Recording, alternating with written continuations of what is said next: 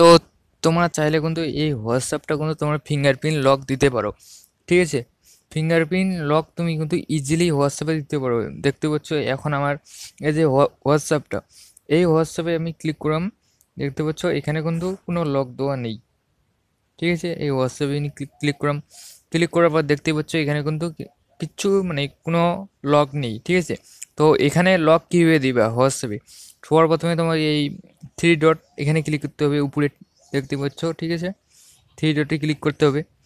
Three ডটে click করার পর এখানে ক্লিক করার পর এবার তোমাকে দেখতে পাচ্ছ এখানে সেটিং বলে অপশান আছে, এখানে ক্লিক করতে হবে। এখানে দেখাচ্ছি, এখানে ক্লিক করার পর আহ, এখানে দেখতে পাচ্ছ যে প্রাইভেট এখানে ক্লিক করতে হবে। এখানে ক্লিক করার পর তুমি একদম নিচে চলে আসবে, নিচে চলে আসার পর এখানে দেখতে পাচ্ছ নিচে, ঠিক আছে? নিচে কিন্তু দেখতে পাচ্ছ এই অপশানটা একদম নিচে ফিঙ্গারপ্রিন্ট লক। তো এখানে ক্লিক করার পর এই যে অপশানটা আছে, এই অপশানটা তোমাকে অন করে দিতে হবে। জাস্ট এখানে শুধু টাচ করে দিলেই হয়ে গেল। এখানে এটা অন করে দিয়ে একবার তোমার কিন্তু ফিঙ্গারপ্রিন্ট দিতে হবে হাতে, ঠিক আছে? তো আমি ফিঙ্গারপ্রিন্ট দিয়ে দিই, এটা কিন্তু অন হয়ে গেল, ঠিক আছে? অন হওয়ার পর তোমাকে ব্যাক চলে আসতে হবে।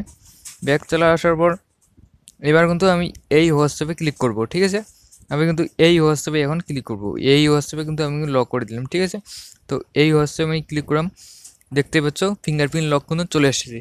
তো তোমার যে ফিঙ্গারপ্রিন্টটা এখানে বসে দেওয়া, ফিঙ্গারপ্রিন্ট দেওয়া পিছনে, তো আমি ফিঙ্গারপ্রিন্টটা দিয়ে দিলাম, কিন্তু এই যে দেখতে পাচ্ছ খুলে গেল, ঠিক আছে?